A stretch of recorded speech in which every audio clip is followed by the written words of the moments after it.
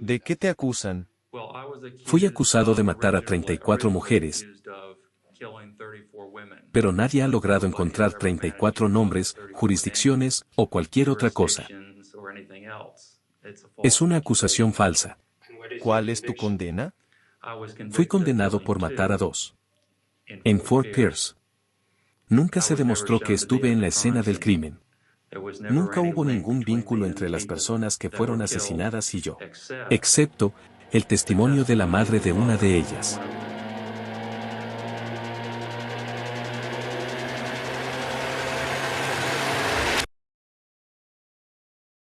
El 21 de julio de 1972, el oficial Gerald Schaffer se encontraba patrullando su zona predilecta del condado de Martin, en Florida, cuando se encontró repentinamente con 2 jóvenes pidiendo aventón, Nancy Ellen Trotter, de 17 años, y Paula Sue Wells, de 18.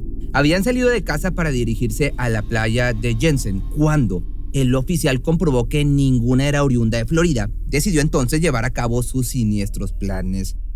Schaffer se ofreció para llevar a las jóvenes a su destino a la mañana siguiente, una vez que las dejara en el refugio donde habían decidido pasar la noche para evitar que pudieran encontrarse con alguien que decidiera hacerles daño.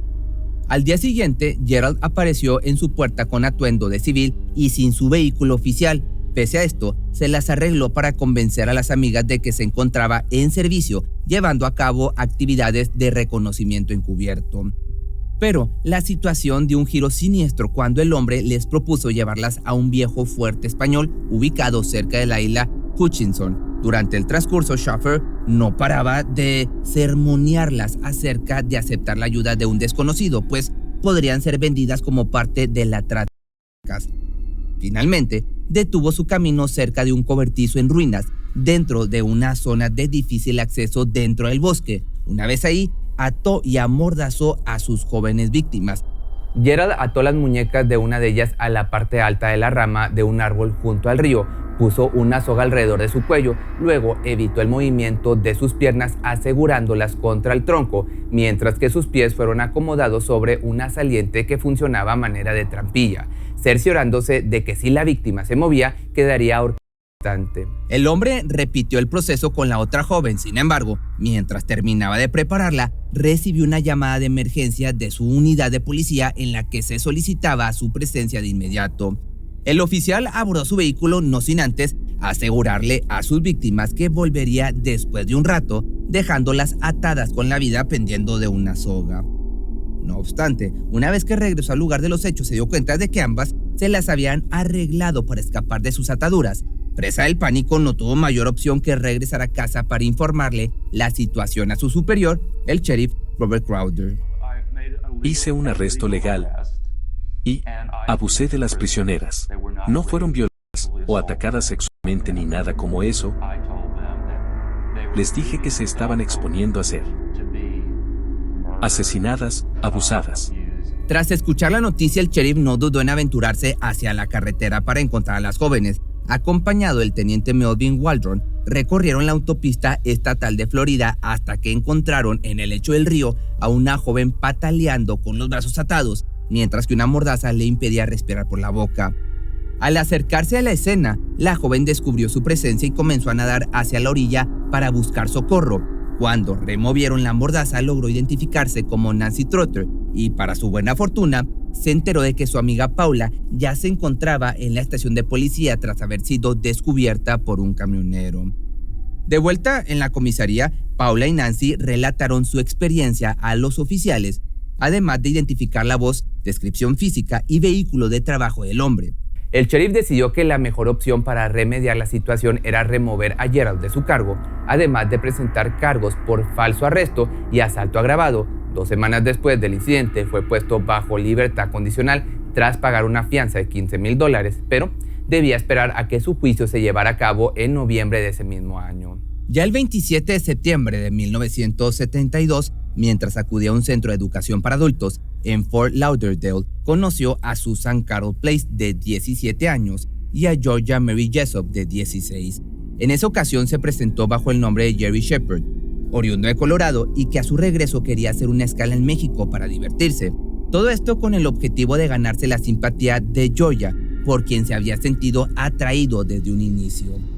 El día de su desaparición, la madre Susan llegó a su casa para encontrarse con su hija recogiendo su habitación mientras era acompañada por Jessop y un joven de 25 años, para ella desconocido, al que presentaron como Jerry. La joven le informó a su madre que esa misma tarde querían asistir a la playa para pasar el tiempo juntos, algo que a la mujer no le pareció adecuado desde el inicio, por lo que tras una larga insistencia, permitió que su hija cumpliera su propósito a cambio de que se mantuviera en contacto con ella en todo momento.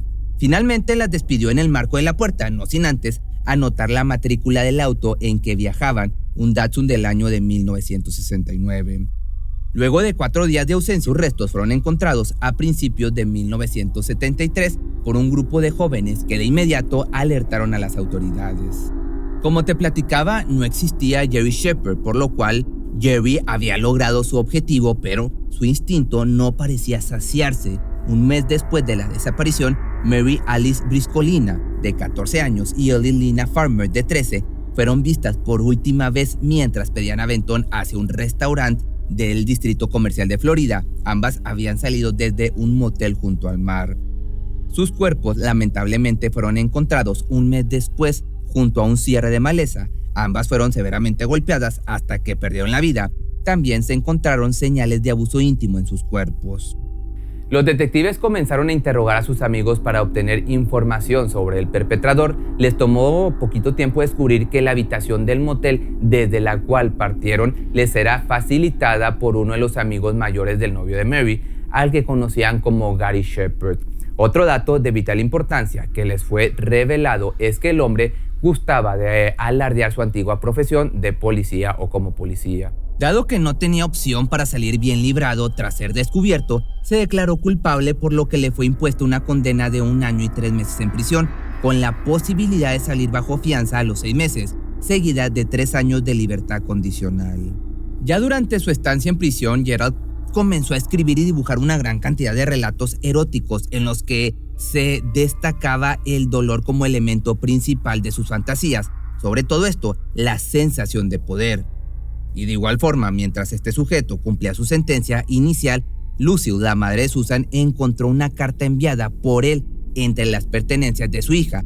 Al revisar el documento, descubrió su dirección en Florida, por lo que no dudó en acudir con su esposo Ira hasta el domicilio marcado con el 333 Martin Avenue en Stuart, en Florida. Al llegar, acudió con el administrador del edificio, que le informó que el nombre registrado para esa dirección era el de Gerald Shepherd, que recientemente había sido enviado a prisión por colgar a 2 jóvenes desde un árbol. En el camino, la mujer notó que las matrículas de la localidad no coincidían con las que había notado desde el inicio, dándose cuenta de que había cometido un error la primera vez, por lo que la pareja se dirigió a la oficina del sheriff para compartir esta información con los detectives. No pasó mucho tiempo para que el número de identificación coincidiera con el del vehículo personal del ex policía. Además, los detectives le mostraron una fotografía del elemento, misma que la mujer reconoció como Jerry, el amigo de su hija. No obstante, cuando se le preguntó sobre el paradero de las jóvenes, él mencionó jamás haberlas visto. Shepherd parecía estar confiado en prisión, pues consideraba que nadie encontraría sus oscuros secretos, pero las cosas cambiaron el 1 de abril de 1973, cuando los restos de Jessop y Place fueron encontrados en el parque de hamacas de Oak, esto es en Florida. Cuando los detectives revisaron la zona, descubrieron un montículo en el que depositaron la ropa que las víctimas llevaban antes del ataque, además de un par de iniciales grabadas en la base del árbol, GJ, eran estas iniciales. Pero lo más escalofriante es que este lugar se encontraba a casi 5 kilómetros del sitio donde Shepherd mantuvo a las jóvenes cautivas. Era demasiado evidente para los detectives la similitud entre los cuerpos descubiertos y la forma en que las jóvenes fueron sometidas por el ex policía, por lo que solicitaron al juez una orden para revisar su casa, su auto y hasta la casa de su madre debido a la insistencia de los padres de Susan.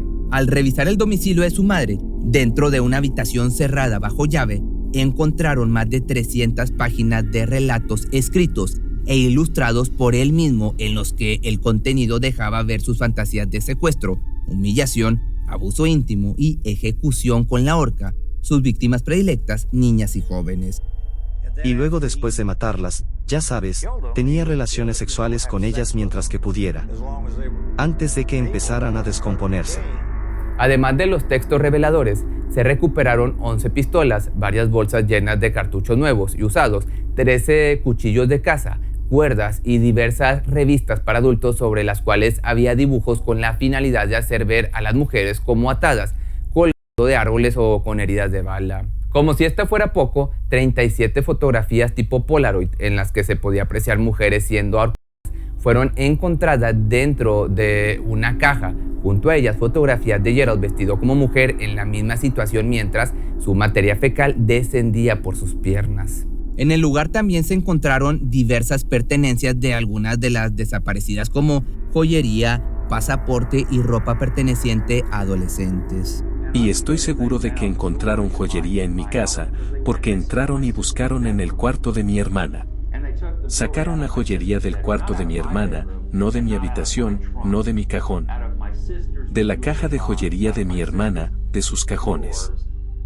Sin embargo, dentro de los artículos encontrados, una pulsera fue identificada por la madre de Susan, además de que una parte de la joyería pertenecía a una joven llamada Leigh Bonadis, que había sido reportada como desaparecida desde 1969. 2 piezas dentales fueron recuperadas e identificadas como pertenecientes a Carmen Haldock, también reportada como desaparecida ese mismo año.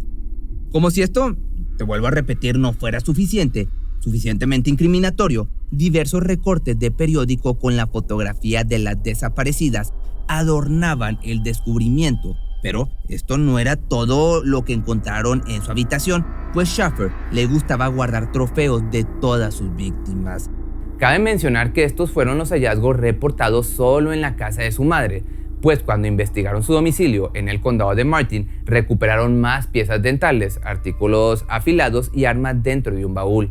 Además, una funda de almohada color blanco con evidentes manchas hemáticas que había pasado por diversos intentos inútiles por borrar los rastros. Schaffer, por su parte, seguía negando todas las acusaciones en su contra, argumentando que todo había sido plantado por su ex compañero de la policía que tenía problemas con él, mientras que los relatos e ilustraciones eran parte de su sesión con el psiquiatra, pues le había pedido que plasmara todo lo que ocurriera por su mente.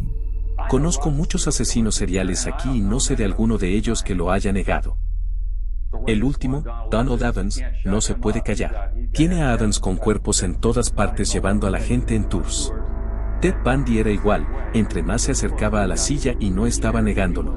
Excepto porque oficialmente lo estaba negando, pero cuando estaba hablando con personas como yo y con los psicólogos, y con los escritores, no lo estaba negando. Pocos meses después de su condena inicial, los investigadores lograron vincularlo a 9 asesinatos y desapariciones sin resolver entre los años de 1969 y 1973. Formalmente, el hombre fue acusado por el homicidio de Place y Jessop, por lo que fue retenido hasta que su juicio se diera comienzo, algo irónico considerando que ya se encontraba preso, pero fue transferido al Hospital Estatal de Florida para ser examinado por psiquiatras. Pese a que lo declararon legalmente sano y competente para juicio, los doctores notaron que desde su infancia había presentado señales alarmantes a través de su conducta. Gerald John Schaffer Jr. nació en marzo de 1946, siendo el primer hijo del matrimonio entre Gerald y Doris. La pareja se había instalado en Atlanta, en Georgia, durante los primeros años de su matrimonio. Mi padre trabajaba para la corporación Kimberly Clark, era un vendedor para ellos y todo estaba bien. Soy el hermano mayor, tengo un hermano menor. Familia de 3, mamá, papá y 2 perros. Debido a que su padre pasaba gran parte de su tiempo viajando por motivos laborales, pasó gran parte de su niñez con una figura paterna ausente, algo que también le resultaba positivo, pues el hombre tenía el hábito de beber en exceso, al punto de desatar su furia con su esposa o hijos. Desde su educación temprana fue inscrito en un colegio católico, regido por monjas que actuaban como profesoras y predicadoras. No obstante, sus compañeros lo veían como una persona que no encajaba por completo por su forma de ser, dado que tenía una particular obsesión por ver la ropa interior de sus compañeras. Luego, a la edad de 12 años, su curiosidad lasciva lo llevó a complacerse mientras vestía ropa interior femenina, además de que comenzó a experimentar con prácticas masoquistas, atándose a sí mismo y lastimándose para sentir mayor satisfacción. 2 años después, los Shaffer se mudaron a Florida, donde conoció a su primera novia, Cindy, una joven 2 años mayor que solía frecuentar el club deportivo al que acudía la familia. Las características expectativas de un adolescente por tener la primera experiencia íntima no se vieron satisfechas, debido a que la joven solo disfrutaba del acto cuando simulaba que él estaba usando, situación que le incomodaba. Luego de un par de años, la relación terminó cuando él se negó a participar. Ingresó a la Universidad de Florida para obtener un título en educación, pero sus anhelos por convertirse en maestro se vieron frustrados cuando lo llamaron a cumplir su servicio militar. En ese momento decidió escribir una nota suicida y huir de casa. Horas más tarde fue encontrado por sus familiares. Luego de esto aceptó someterse a una evaluación psiquiátrica, misma que demostró que padecía una severa desorganización psicológica y baja tolerancia a la frustración, avalando así su ausencia del servicio. Después, en 1968, contrajo matrimonio con Martha Fogg, a quien había conocido durante sus años como parte de una compañía de teatro. No obstante, la unión duraría solo 2 años debido a la demanda incesante de Gerald por intimidad, así como la cantidad de tiempo excesivo que dedicaba a la cacería. Durante el proceso de divorcio, la mujer afirmó que él era un hombre extremadamente cruel. Tras su divorcio, Shaffer consiguió un empleo como inspector de seguridad en una compañía de la localidad, atendiendo casos de robo y siniestros. Esto despertó su interés por la aplicación de la justicia. Al poco tiempo renunciaría a su empleo para formar parte de la Academia de Policías. Entonces fui y obtuve mi licenciatura en Justicia Criminal. Y me uní al Departamento de Policía Municipal de Wilton Manors. Y con departamentos de policía pequeños, no te ascienden muy rápido. Su reputación como miembro de la policía, como te podrás imaginar, no era muy buena, pues algunos de sus compañeros lo reportaron por realizar detenciones a la menor provocación, además de acosar a las mujeres que detenía por infracciones de tránsito. Sus ganas de crecer profesionalmente y su mala reputación como miembro de Wilton, esto es un condado, lo llevaron a buscar un empleo mejor remunerado como policía en otros condados. No obstante, los exámenes psicológicos arrojaron que no era apto para ejercer la función y no le quedó mayor opción que falsificar cartas de recomendación para conseguir el puesto en el condado de Martin.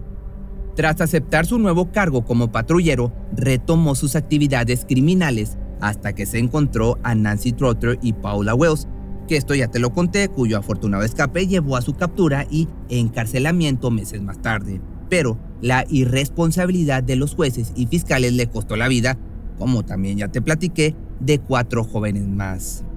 Y con esto regresamos a donde estábamos antes de que te platicara su vida de joven.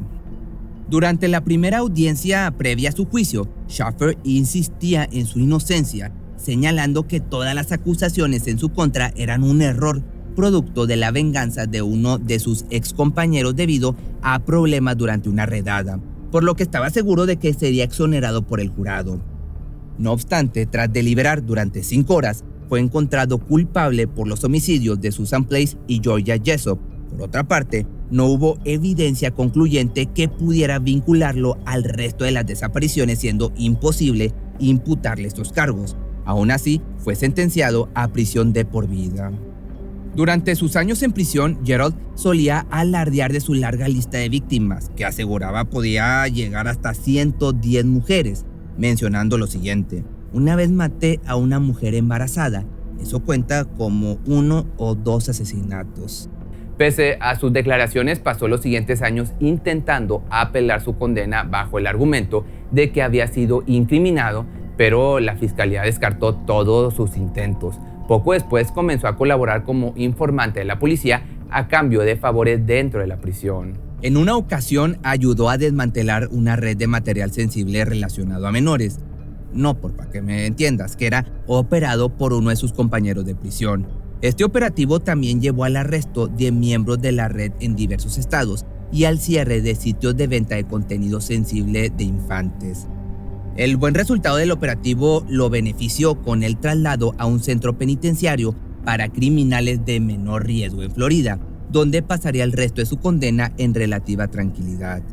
Sin embargo, pocas semanas después de su ingreso, fue apuñalado en 42 ocasiones por su compañero de celda. El argumento de su verdugo fue que el hombre se había tomado una taza de agua caliente que estaba esperando utilizar para preparar el café.